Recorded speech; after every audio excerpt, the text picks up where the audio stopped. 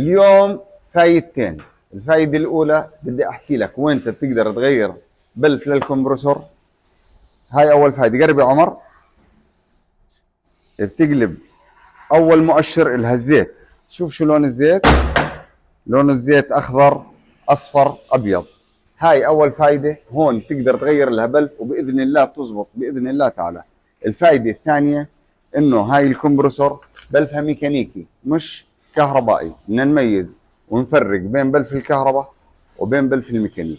برضو بلف الميكانيك كمبرسوراته بتتصلح. إذا بتقدر تصلح كمبرسورك وتوفر على حالك وتأخذ أداء عالي هو الأفضل إلك وللجميع. حياكم الله. كهرباء برامج.